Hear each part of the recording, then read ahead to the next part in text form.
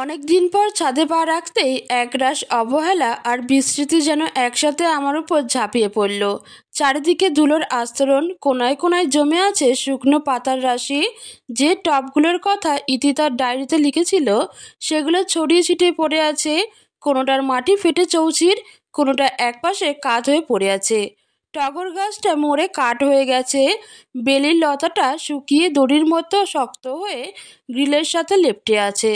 শুধু দুটো গোলাপ গাছের মধ্যে একটাই প্রাণ ধুকপুক করছে, কয়েকটা ফ্যাকাশে সবুজ পাতা নিয়ে কোনো মতো টিকে থাকার লড়াই চালিয়ে যাচ্ছে। এই ছাদটা ইতির ছোট্ট পৃথিবী ছিল, তার এক টুকরো আকাশ।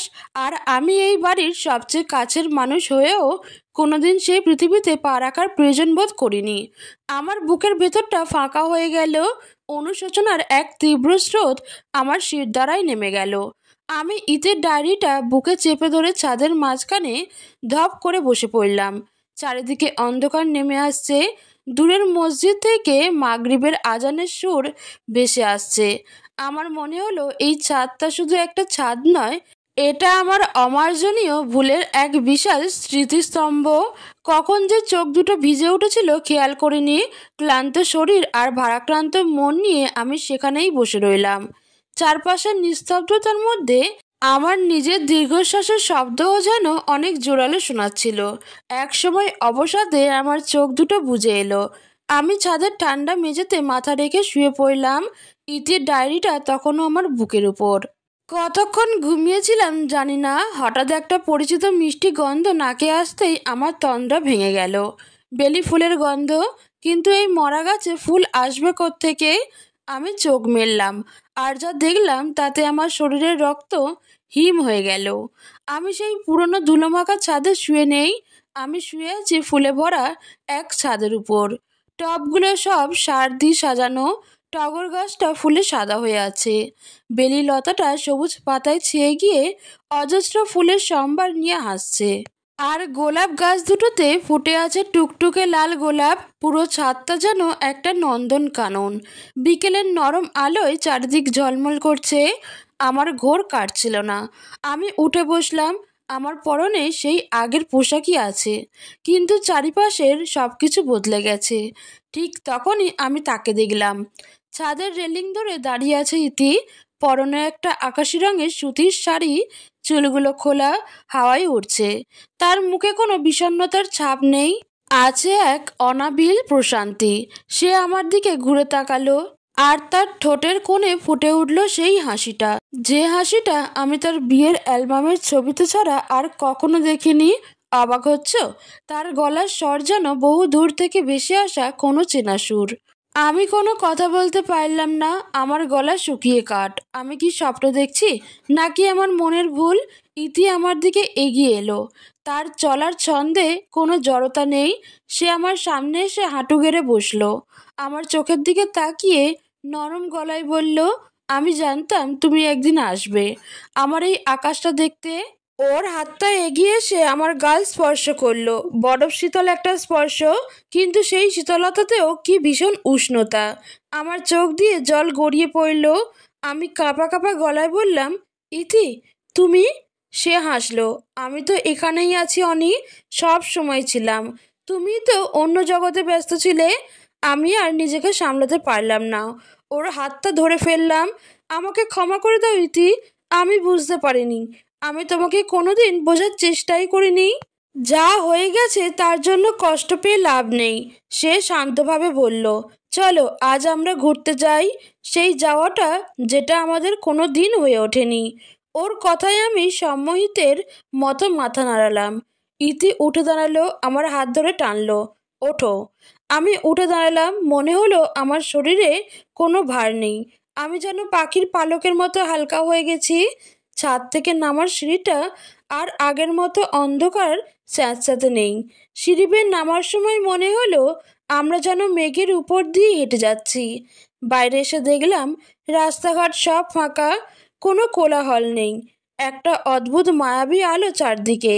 আমরা হাঁটতে শুরু করলাম, ইতি আমার হাতটা শক্ত করে ধরে আছে। আমি ওর দিকে তাকালাম। এই প্রথম আমি ওকে মন দিয়ে দেখছিলাম। ওর চোখের কাজলে মিশে থাকা সরলতা, ওর ঠোঁটের কোণে ছোট্ট তিলটা, ওর কপালে উড়ে আসা অবাধ্য চুলের গোছা, সব কিছুই আমার কাছে নতুন মনে হচ্ছিল। আমরা একটা নদীর ধারে এসে পৌঁছালাম। একটা ছোট্ট ডিঙি নৌকা বাঁধা ছিল ঘাটে। ইতি ইশারা করতেই নৌকার মাঝে আমাদের ডাকলো। আমরা নৌকায় উঠে বসলাম। নৌকাটা মাঝ নদীতে চলতে শুরু করলো। চারিদিকে কি ভীষণ নিস্তব্ধতা, জলের ছলাৎ শব্দ ছাড়া আর কোনো আওয়াজ নেই। আকাশে পূর্ণিমার চাঁদ, চাঁদের আলোয় নদীর জল রূপোর পাতের মতো চকচক করছে। আমি ইতির কাঁধে মাথা রাখলাম। সে আলতো করে আমার চুলে বিলি কেটে দিতে লাগলো। আমি চোখ বুজে সেই মুহূর্তটাকে অনুভব করার চেষ্টা করলাম। এই শান্তি, এই নির্ভরতা আমি আর জীবনে আর কখনো পাইনি। তোমার কি মনে আছে অনি? ইতি ফিসফিস করে বলল। বিয়ের পর আমি বলেছিলাম আমার খুব নৌকায় ঘুরতে ইচ্ছে করে। আমার মনে পড়ল বিয়ের কয়েকদিন পর কথাটা বলেছিল ইতি। আমি তখন বন্ধুদের সাথে নতুন কেনা গাড়িতে লং ড্রাইভে যাওয়ার প্ল্যান নিয়ে ব্যস্ত ছিলাম।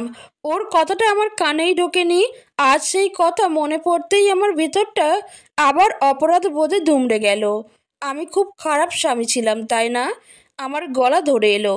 ইতি আমার দিকে তাকালো। তার চোখে কোনো অভিযোগ নেই, আছে গভীর মায়া।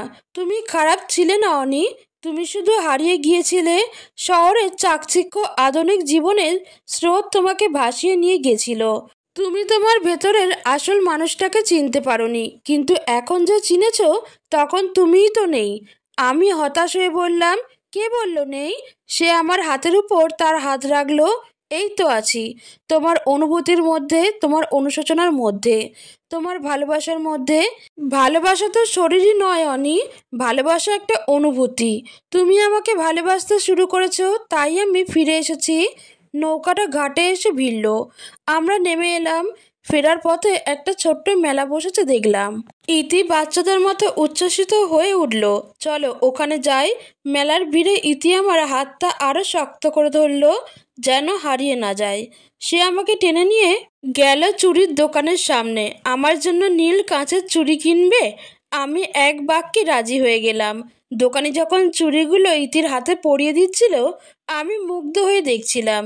চুড়ির রিনঝিন শব্দটা যেন আমার হৃদয়ের সমস্ত শূন্যতা ভরিয়ে দিচ্ছিল। অনেকটা পথ হেঁটে আমরা বাড়ির সামনে এসে দাঁড়ালাম। পুরোটা সময় আমরা আর কোনো কথা বলিনি, কিন্তু আমাদের নীরবতার মধ্যেও হাজারো না বলা কথা ছিল। বাড়ির দরজার সামনে এসে ইতি দাঁড়ালো। তার মুখে আবার সেই বিষণ্ণতার ছায়া। সে আমার হাতটা ছেড়ে দিয়ে বলল, এবার আমাকে যেতে হবে। যেতে হবে? কোথায় যাবে? আমি আতঙ্কিত হয়ে বললাম, না ইতি, তুমি আমাকে ছেড়ে যেতে পারো না। আর না। ইতি করুণ হেসে আমার গালে হাত রাখলো। আমার জগৎ আর তোমার জগৎ এখন আলাদা অনি, কিন্তু তুমি যখনই আমাকে মন থেকে ডাকবে আমি আসব। আমার এই ছাদটাকে আবার আগের মতো সাজিয়ে তুলবে না? আমার ফুল গাছগুলো যে তোমার অপেক্ষায় আছে। ওর স্পর্শটা ধীরে ধীরে মিলিয়ে যেতে লাগলো। ওর অবয়ব চাঁদের আলোয় স্বচ্ছ হতে শুরু করলো। আমি মরিয়া হয়ে ওকে জড়িয়ে ধরতে গেলাম, কিন্তু আমার হাত শুধু শূন্য বাতাসকে স্পর্শ করলো। ইতি, ইতি! আমার চিৎকারে আমার ঘুম ভেঙে গেল। আমি ধড়মড়িয়ে উঠে বসলাম। আমি ছাদে সেই ঠান্ডা ধুলোমাখা মেঝেতেই বসে আছি। চারিদিকে ভোরের আলো ফুটতে শুরু করেছে। রাতের ঠান্ডা বাতাসে আমার শরীর কাঁপছে। আমার গালে ভেজা দাগ। এটা স্বপ্ন ছিল, এক তীব্র জীবন্ত স্বপ্ন। কিন্তু আমার হাতের দিকে তাকিয়ে আমি চমকে উঠলাম। আমার হাতে ধরা ইতির ডায়েরিটার উপর কয়েকটা নীল কাচের চুড়ি রাখা, যেগুলো আমি স্বপ্নে ইতিকে কিনে দিয়েছিলাম। আমার সারা শরীর দিয়ে একটা বিদ্যুতের স্রোত বয়ে গেল। এটা শুধু স্বপ্ন ছিল না, ইতি এসেছিল। সেই সত্যিই আমার কাছে এসেছিল। আমি চুড়িগুলো হাতে তুলে নিলাম। সেগুলোর শীতল স্পর্শ আমার আঙুলে কাঁপন ধরিয়ে দিল। আমি আকাশের দিকে তাকালাম। আমার ঠোঁটের কোণে হাসি আর চোখে জল। আমি জানি আমাকে কি করতে হবে। আমি ইতির এই ছোট্ট আকাশটাকে আবার তার জন্য সাজিয়ে তুলব, ফুলে, আলোয় আর ভালোবাসায়। ভোরের প্রথম আলো ইস্পাতের মতো ঠান্ডা আর ধারালো হয়ে আমার ত্বকে এসে বিঁধছিল। আমি তখনও ছাদের সেই এক জায়গায় বসেছিলাম। আমার হাতে ধরা নীল কাঁচের চুড়িগুলো ভোরের আলোয় অপার্থিব এক আভা ছড়াচ্ছিল। স্বপ্ন আর বাস্তবের মাঝখানের পর্দাটা যেন এতটাই পাতলা হয়ে গিয়েছিল যে আমি নিশ্চিত হতে পারছিলাম না কোনটা সত্যি। কিন্তু আমার আঙুলের নিচে চুড়িগুলো কঠিন, শীতল স্পর্শ আর তাদের মৃদু রিনিঝিন শব্দ, এগুলো তো মিথ্যা হতে পারে না। ইতি এসেছিল আমার এই অবহেলায় ভরা বিস্মৃতিতে ঢাকা ছাদে, সে তার ভালোবাসার চিহ্ন রেখে গেছে। আমার ভেতরটা আর অপরাধ বোধে নুজ্জ হয়েছিল না, বরং এক অদ্ভুত দৃঢ়তায় ভরে উঠেছিল। আমি জানি ইতির রেখে যাওয়া এই ভালোবাসার ঋণ আমি কোনো দিন শোধ করতে পারবো না, কিন্তু আমি তার ভালোবাসার মর্যাদাটুকু তো রাখতে পারি। তার এই ছোট্ট পৃথিবীটাকে আমি আবার জাগিয়ে তুলতে পারি। চুড়িগুলো আর ডায়েরিটা বুকে জড়িয়ে আমি ছাদ থেকে নামলাম।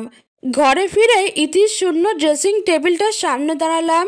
তার প্রসাধনীয় জিনিসপত্রগুলো আমি কিছুই ফেলিনি, সব যেমন ছিল তেমনই আছে, শুধু ধুলোর একটা পাতলা আস্তরণ জমেছে।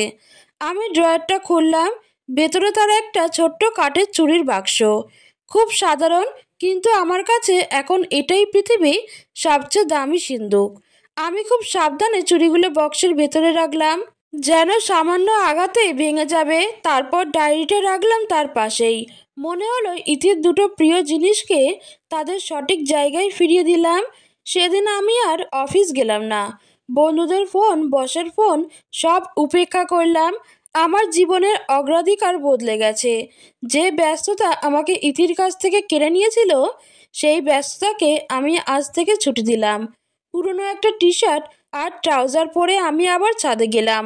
এবার আমার হাতে কোনো ডায়েরি ছিল না, ছিল ঝাড়ু আর ময়লা ফেলার ব্যাগ। ছাদটা পরিষ্কার করতে গিয়ে আমার মনে হচ্ছিল আমি যেন আমার নিজের মনের ভেতর জমে থাকা অপরাধবোধের ধুলো ঝেড়ে ফেলছি। প্রতিটি শুকনো পাতা, প্রতিটি মরা ডাল যা আমি তুলে ফেলছিলাম, তা যেন আমার এক একটি ভুলের প্রতীক। ঘন্টার পর ঘন্টা আমি কাজ করে গেলাম, ঘামে আমার পুরো শরীর ভিজে গেল, কিন্তু আমার কোনো ক্লান্তি ছিল না। বরং শরীর যত ক্লান্ত হচ্ছিল, মন তত হালকা লাগছিল। দুপুরের মধ্যে ছাদটা পরিষ্কার হয়ে গেল। ভাঙা টবগুলো একপাশে সরালাম, ভালোগুলোকে জড়ো করলাম। মরে কাঠ হয়ে যাওয়া টগর আর বেলি গাছ দুটোকে তুলে ফেলতে গিয়ে আমার বুকটা হু হু করে উঠল। মনে হলো আমি যেন ইতির স্মৃতির কঙ্কালটাকে সরাচ্ছি, কিন্তু পরক্ষণেই মনে হলো পুরনোকে বিদায় না দিলে নতুনের জায়গা হবে কি করে। বিকেলে আমি বের হলাম, গন্তব্য নার্সারি। যে আমি কোনোদিন গাছের নামও জানতাম না, সে আজ মাটির গন্ধ, সারের গন্ধ গায়ে মাখতে চলেছে। একটা বড় নার্সারিতে গিয়ে আমি যেন এক নতুন জগতে প্রবেশ করলাম। হাজারো রঙের ফুল পাতার বাহার। আমি নার্সারির মালিক। বয়স্ক এক লোকের কাছে গিয়ে ইতির ডায়েরিতে লেখা গাছগুলোর কথা বললাম, টগর, বেলি, গন্ধরাজ আর 2 রকমের গোলাপ। ভদ্রলোক আমার কথা শুনে হাসলেন। বৌমার শখ বুঝি? আজকালকার ছেলেমেয়েরা তো এসবের ধার ধারে না। আমি কোনো উত্তর না দিয়ে মৃদু হাসলাম। আমার বুকের ভেতরটা মোচড় দিয়ে উঠল। উনি যদি জানতেন এই শখটা পূরণ করতে আমার কতটা দেরি হয়ে গেছে। আমি সবচেয়ে তরতাজা আর সতেজ চারাগুলো বেছে নিলাম। টগর ফুলের চারাটা হাতে নিতেই আমার মনে হলো এর সাদা পাপড়িতে ইতির হাসির আভা লেগে আছে। বেলি লতার নরম ডগাগুলো যেন আমার আঙুল জড়িয়ে ধরে ইতির ভালোবাসার নির্ভরতা জানাচ্ছে। মাটির সার, নতুন টব সব কিনে যখন ফিরছি, তখন নিজেকে ভীষণ পরিপূর্ণ মনে হচ্ছিল। বাড়িতে ফিরে আমি আবার ছাদে চলে গেলাম। নতুন টবে মাটি ভরতে গিয়ে আমার মনে হলো আমি শুধু মাটি ভরছি না, আমি একটা নতুন সম্পর্কের ভিত্তি তৈরি করছি।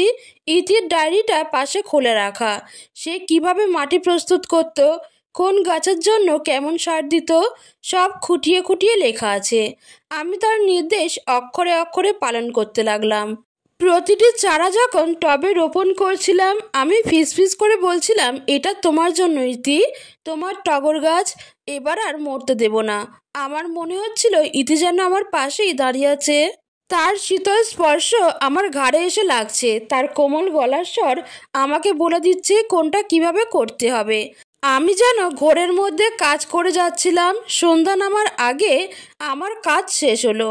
ছাদটা এখন আর মৃত নয়, সারি সারি নতুন টব, তাতে নতুন প্রাণের স্পন্দন। টবগুলোতে পানি দেওয়ার সময় আমার চোখ দুটো আবার ভিজে এলো। এ জল অনুশোচনার নয়, এ জল ভালোবাসার, এক নতুন সূচনার। ক্লান্ত শরীর নিয়ে আমি ছাদের মাঝখানে একটা মাদুর পেতে বসলাম। দূরের মসজিদ থেকে মাগরিবের আজান ভেসে আসছে, ঠিক কালকের মতো। কিন্তু আজকের পরিবেশটা ভিন্ন। কাল ছিল শূন্যতা আর হাহাকার, আজ আছে আশা আর পূর্ণতা। আমি আকাশের দিকে তাকালাম। আমার মনে হলো এই ছাদটা আর শুধু ইটের একটা কাঠামো নয়, এটা এখন আমার আর ইতির ভালোবাসার মন্দির, যে মন্দিরের আমি এখন একমাত্র পূজারী। হঠাৎ একটা দমকা বাতাস আমার চুলগুলোকে এলোমেলো করে দিয়ে গেল, আর সেই বাতাসের সাথে ভেসে এলো এক পরিচিত মিষ্টি গন্ধ, বেলি ফুলের গন্ধ। আমি চমকে চারিদিকে তাকালাম। বেলিলতার চারাটা তো সবে লাগিয়েছি, ওতে তো ফুল ফোটার প্রশ্নই আসে না। আর ঠিক তখনই আমি শব্দটা শুনলাম, খুব মৃদু কিন্তু স্পষ্ট। রিন জিন জিন, নীল কাঁচের চুড়ির শব্দ। শব্দটা আমার খুব কাছ থেকে আসছে, যেন কেউ আমার পাশে এসে দাঁড়িয়েছে। আমি চোখ বন্ধ করলাম। আমার ঠোঁটের কোণে হাসি ফুটে উঠল। আমার গাল বেয়ে যে জল গড়িয়ে পড়ল তা ছিল পরম শান্তির। আমি জানি ইতি এখানেই আছে আমার পাশে। আমার এই নতুন করে সাজানো ছোট্ট পৃথিবীতে সে আবার ফিরে এসেছে। সে হয়তো আর আগের মতো শরীরী অবয়বে আসবে না, কিন্তু তার অস্তিত্ব আমি আমার প্রতিটি নিঃশ্বাসে অনুভব করতে পারবো। তার ভালোবাসার সৌরভ এই ফুলের গন্ধে মিশে থাকবে, তার উপস্থিতির শব্দ এই চুড়ির রিনঝিনে বেজে উঠবে। আমি চোখ না খুলেই ফিস করে বললাম, দেখেছো ইতি, আমি তোমার আকাশটাকে আবার সাজিয়ে দিয়েছি। এখন থেকে রোজ বিকেলে আমরা এখানে একসাথে সূর্যডোবা দেখব, তুমি আর আমি। বাতাসে বেলি ফুলের গন্ধটা আরও তীব্র হলো। চুরির শব্দটা যেন আমার কথার উত্তরে সম্মতি জানিয়ে বেজে উঠল। বাইরে রাতের শহরটা নিয়ন আলোয় ঝলমল করছে, কিন্তু তানিয়ার ভেতরটা একাকিত্বের অন্ধকারে ডুবে আছে। দামি পারফিউমের গন্ধ, আলমারি জুড়ে সাজানো ঝলমলে পোশাক, বন্ধুদের কল, কোনো কিছুই তার মনের ভেতরের ঘুমট ভাবটা কাটাতে পারছে না। আয়নার সামনে দাঁড়িয়ে সে নিজেকে দেখছিল, নিখুঁত করে সাজানো মুখ, পরিপাটি চুল, আধুনিকতার ছোঁয়া তার প্রতিটি অংশে। অথচ এই জীবন্ত রক্ত মাংসের সুন্দর শরীরটার কোনো মূল্যই যেন নেই অনির কাছে। অনির পৃথিবী জুড়ে এখন শুধুই এক মৃত মানুষের অস্তিত্ব, একরাশ স্মৃতি আর কিছু পাগলামি। তানিয়ার ইচ্ছে করছিল প্রচণ্ড জোরে চিৎকার করে অনির কাঁধ ধরে ঝাঁকিয়ে বলতে, বেরিয়ে এসো এই মোহ থেকে, যে মরে গেছে সে আর ফেরে না, আমি আছি তোমার পাশে, বাস্তব আমি, আমাকে দেখো। কিন্তু ইচ্ছে করলেই সব করা যায় না। মরে গিয়েও ইতি নামের মেয়েটা যেন আরও বেশি শক্তিশালী হয়ে উঠেছে। বেঁচে থাকতে যে মেয়েটা ছিল বাড়ির এক কোণে পড়ে থাকা আসবাবের মতো, যার উপস্থিতি বা অনুপস্থিতিতে অনির কিছু যেতে আসতো না, সেই মেয়েটাই আজ মৃত্যুর পর অনির পুরো সত্তা জুড়ে আসন গেড়ে বসেছে। তানিয়ার কাছে এটা শুধু অসহ্য নয়, অপমানজনকও বটে। গত কয়েকদিন ধরে তানিয়ার পাগলামি চরমে উঠেছে। আজ সকালেও তানিয়া দেখেছে কফি হাতে বারান্দায় দাঁড়িয়ে অনির ছাদের দিকে তাকিয়ে ফিসফিস করে কথা বলছে, তোমার বেলি গাছটায় নতুন পাতা এসেছে ইতি, দেখেছো? কে দেখবে, কাকে বলছে অনি এসব? এই শূন্যতাকে সম্বোধন করার দৃশ্যটা তানিয়ার বুকের ভেতরে রাগের আগুন জ্বালিয়ে দেয়। যে ব্যস্ততার অজুহাতে অনি কোনো দিন ইতের দিকে ফিরেও তাকায়নি, আজ সেই ব্যস্ততাকে অনায়াসে ছুটি দিয়ে দিয়েছে সে এক মৃত মানুষের জন্য। অফিসের ফোন আসে, বস নিজে ফোন করে, কিন্তু অনির কোনো ভ্রুক্ষেপ নেই। তার নতুন জগৎ এখন ওই ছাদ, কিছু গাছপালা আর ইতির ডায়েরি। এই বিরক্তিকর পরিস্থিতি থেকে মুক্তি পেতেই তানিয়া আজকাল পার্টিতে বেশি যায়, বন্ধুদের সাথে আড্ডা দেয়। কিন্তু যত বেশি বাইরের কোলাহলে নিজেকে ডোবানোর চেষ্টা করে, বাড়ির নিস্তব্ধতায় ফিরে আসার পর তার ভেতরের শূন্যতা তত বেশি করে চেপে ধরে। অনির এই উদাসীনতা, এই পাগলামি তার মনের শান্তি কেড়ে নিয়েছে। আজ আর সহ্য করতে না পেরে তানিয়া সোজা শাশুড়ির ঘরে গেল। অনির মা জায়নামাজে বসে তসবিহ পড়ছিলেন, তার মুখেও গভীর উদ্বেগের ছাপ। তানিয়াকে দেখে তিনি একটা লম্বা দীর্ঘশ্বাস ফেললেন। কিছু বলবে মা? মা, অনেকে নিয়ে আমার খুব চিন্তা হচ্ছে। ও কি পাগল হয়ে গেল? সারা দিন ছাদে কি করে? একা একা কথা বলে, হাসে। কাল রাতে নাকি ছাদে মাদুর পেতে শুয়েছিল। আমার ভয় করছে মা। তানিয়ার গলায় কেবল বিরক্তি নয়, কিছুটা ভয়ও মিশেছিল। অনির মা চোখ মুছলেন, তার স্বরটা ধরে এলো। আমি কি বলবো বৌমা? আমার নিজেরই তো বুকটা ফেটে যাচ্ছে। ছেলেটা আমার এমন ছিল না। ইতির জন্য ওর মনে যে মায়া ছিল, তা তো আমরা কেউ আগে বুঝিনি। ও বেঁচে থাকতে যদি এই ভালোবাসার এক ফোঁটাও দেখাতো, তাহলে হয়তো মেয়েটা এভাবে অভিমানে মরেই যেত না। কথাটা তানিয়ার বুকে তীরের মতো বিঁধল। তাহলে সবাই এটাই মনে করে অনির অবহেলার কারণেই ইতি মরেছে, আর এখন অনি সেই অপরাধ বোধ থেকে এসব করছে। এই ভাবনাটা তানিয়ার জ্বালা আরও বাড়িয়ে দিল। এটা ভালোবাসা নয়, এটা অনির অপরাধবোধের বিকৃত প্রকাশ। এটা ভালোবাসা না মা, এটা ওর গিল্ট।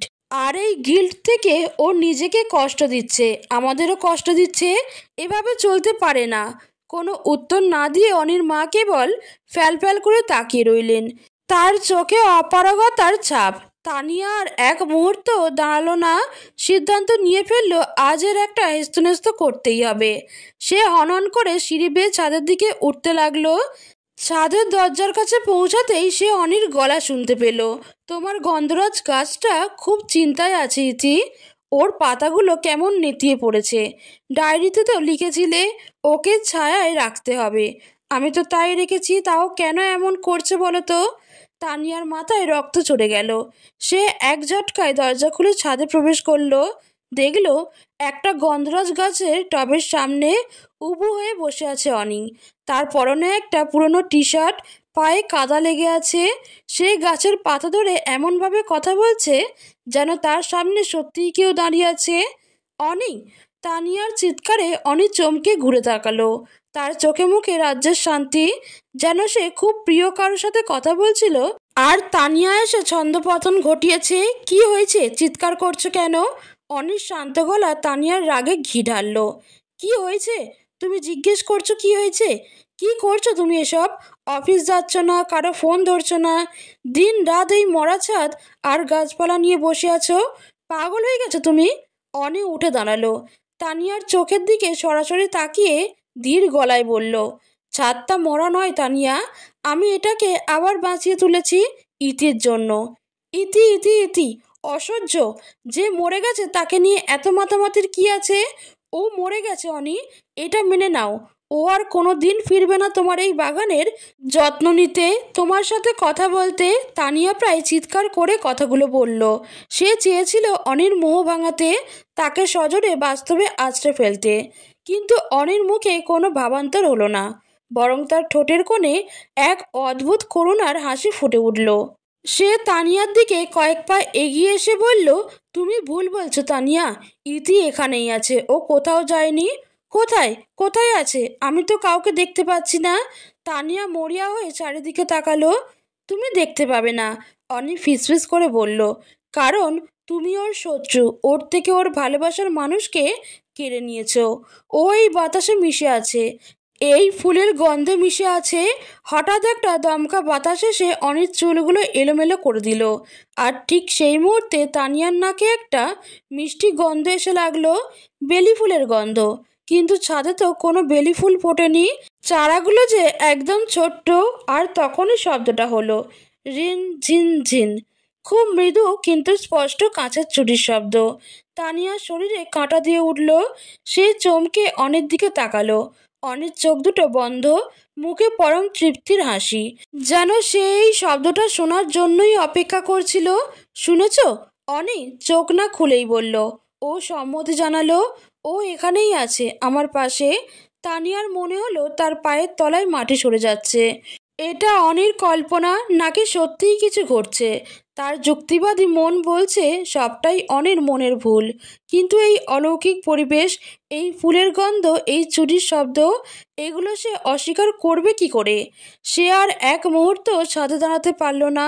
পরাজিত বিধ্বস্ত অবস্থায় সে প্রায় ছুটে নিচে নেমে এলো। নিজের ঘরে এসে দরজা বন্ধ করে সে হাঁপাতে লাগলো। তার মনে হচ্ছিল সে একটা অদৃশ্য প্রতিপক্ষের সাথে লড়াই করছে, যে লড়াইয়ে তার জেতার কোনো সম্ভাবনা নেই। ইতি মরে গিয়েও জিতে গেছে। সে অনেকে এমনভাবে বেঁধে ফেলেছে যেখান থেকে তানিয়ার মতো কোনো জীবন্ত মানুষ তাকে ফেরাতে পারবে না। আয়নায় নিজের প্রতিবিম্বের দিকে তাকিয়ে তানিয়ার চোখ পিটে জল এলো।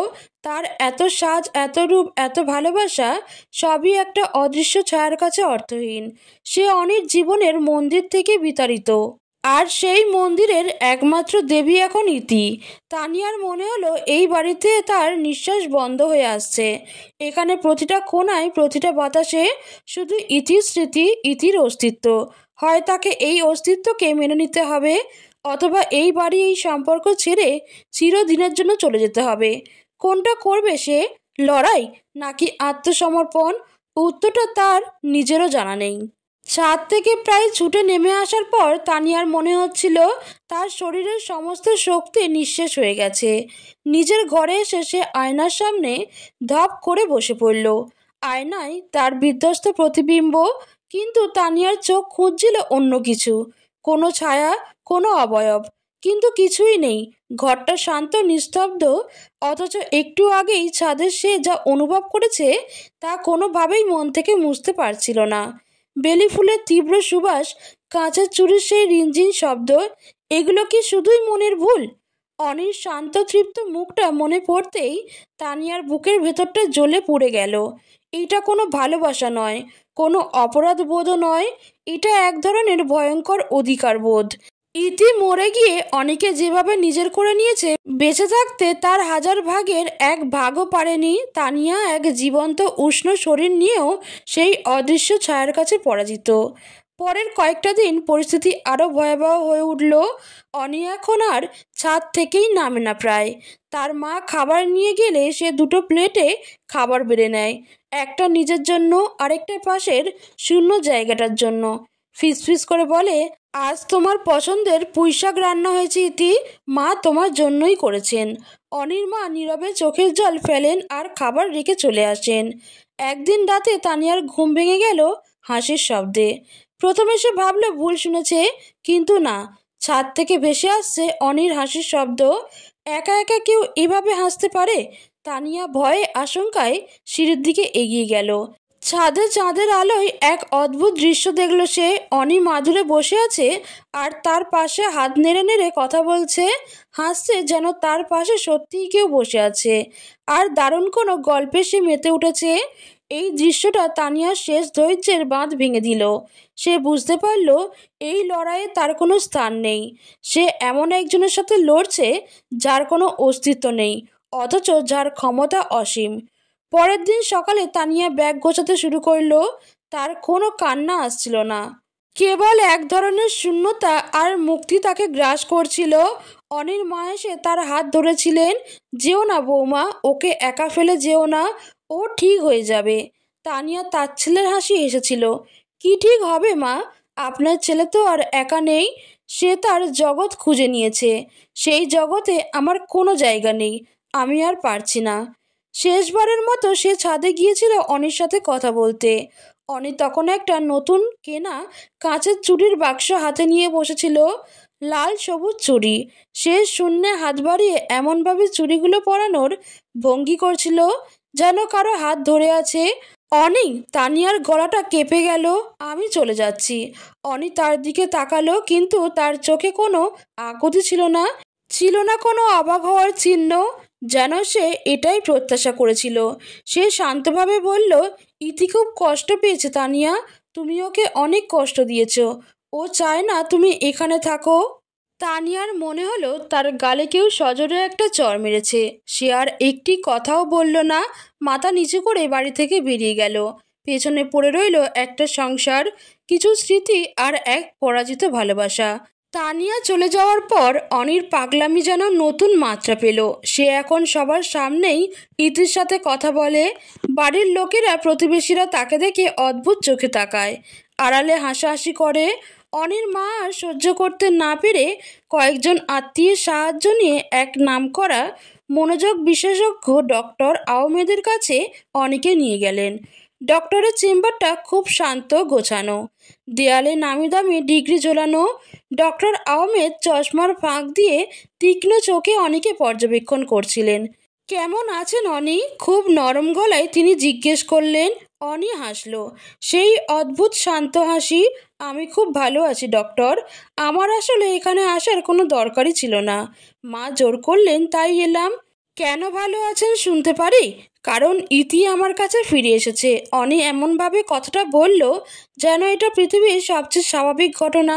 সবাই ভেবেছিল ও মরে গেছে, তাই না? কিন্তু ও মরেনি, ও প্রতিদিন আমার কাছে আসে। আমরা একসাথে আমাদের বাগানটার যত্ন নিই। ডক্টর আহমেদ তার নোটপ্যাডে কিছু একটা লিখলেন। ও আপনার সাথে কথা বলে? অবশ্যই বলে। অনির চোখ খুশিতে উজ্জ্বল হয়ে উঠল। কত কথা বলে। ওর বেলি গাছটার নতুন পাতা দেখে ও কি যে খুশি হয়েছিল। ওর নাকি গন্ধরাজ ফুল খুব প্রিয়। আমরা একসাথে বসে চাঁদ দেখি, ও আমার কাঁধে মাথা রাখে। ওর চুরির শব্দ শুনতে যে কি ভালো লাগে ডক্টর। ও বলে এই শব্দটা নাকি শুধু আমিই শুনতে পাই, কারণ আমি ওকে ভালোবাসি। ডক্টর আহমেদ অনির মায়ের দিকে তাকালেন। ভদ্রমহিলা শাড়ির আঁচলে মুখ ঢেকে কাঁদছেন। অনি, আপনি কি বুঝতে পারছেন আপনি যার কথা বলছেন সে আর আমাদের মাঝে নেই? ডক্টর আহমেদ সাবধানে প্রশ্নটা করলেন। অনি বিরক্ত হলো। আপনারাও তাহলে অন্যদের মতো ভাবছেন? আমি পাগল? কিন্তু আমি নই। আপনারা ওকে দেখতে পাচ্ছেন না কারণ ও আপনাদের দেখা দিতে চায় না। ও শুধু আমার কাছেই আসে। দেখুন, এখনও ও আমার পাশেই বসে আছে। অনিতার পাশের খালি চেয়ারটার দিকে ভালোবাসার দৃষ্টিতে তাকালো। ও একটু লজ্জা পাচ্ছে আপনাদের দেখে। ডক্টর আহমেদের মুখের পেশি সামান্য কঠিন হলো। তিনি বুঝে গেলেন পরিস্থিতি বেশ জটিল। তিনি কিছু ওষুধ লিখে দিলেন প্রেসক্রিপশানে। রোগ নির্ণয়ের জায়গায় লিখলেন সিভিয়ার সাইকোসিস, সম্ভবত স্কিজোফ্রেনিয়া। বাড়ি ফেরার পথে অনি মায়ের দিকে তাকিয়ে বলল, মা, লোকটা ভালো না। সে ইতিকে দেখতেই পেল না। আমরা আর কোনো দিন ওখানে যাব না। ঘরে ফিরে অনি প্রেসক্রিপশনটা টুকরো টুকরো করে ছিঁড়ে ফেলে দিল। ওষুধগুলো ছুঁড়ে ফেলে দিল জানলার বাইরে। তার কোনো ওষুধের প্রয়োজন নেই। সে তো অসুস্থ নয়, সে তো সুখী। আজ ভরা পূর্ণিমা। অনির ছাদের বাগানে এখন ফুলে ফুলে ভরা। বেলি ফুলের তীব্র সুবাস সারাটা ছাদ ম করছে। অনি একটা মাদুর পেতে আকাশের দিকে তাকিয়ে আছে। তার ঠোঁটের কোণে সেই চিরচেনা হাসি। ওরা আমাকে পাগল ভাবে ইতি, সে ফিসফিস করে বলল। ওরা ভাবে তুমি নেই। ওরা আমাকে ওষুধ খাইয়ে তোমাকে আমার কাছ থেকে দূরে সরিয়ে দিতে চায়, কিন্তু আমি তো তা হতে দেব না, তাই না? হঠাৎ একটা দমকা বাতাস এসে অনির চুলগুলো এলোমেলো করে দিয়ে গেল। বাতাসটা যেন তার কানে কানে কিছু বলে গেল। অনি উচ্চস্বরে হেসে উঠল। ঠিক বলেছ, ভালোবাসাটাই আসল। কে কি ভাবলো তাতে কি যায় আসে। সে চোখ বন্ধ করল। চারপাশের পৃথিবীটা তার কাছে অর্থহীন। তার পৃথিবী এখন এই ছাদ, এই ফুলের গন্ধ আর তার পাশে থাকা অদৃশ্য এক সত্তা। হয়তো এটা তার মস্তিষ্ক বিকৃতি, হয়তো এটা তার তীব্র অপরাধবোধের অলীক প্রকাশ, আবার হয়তো নয়।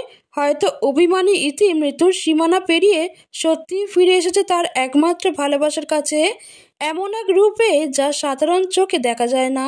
বাইরের জগতের কাছে অনি একজন সম্পূর্ণ পাগল, কিন্তু তার নিজের জগতে সে একজন সফল প্রেমিক। সে তার ভালোবাসার মানুষকে সব বাধা পেরিয়ে নিজের কাছে ফিরিয়ে আনতে পেরেছে। চারিদিকে নিস্তব্ধ, শুধু বাতাসে ভেসে বেড়াচ্ছে বেলি ফুলের মাদকতাময় সুবাস, আর তার সাথে মিশে আছে খুব মৃদু কিন্তু স্পষ্ট একটা শব্দ, রিন ঝিন ঝিন, কাঁচের চুরির শব্দ।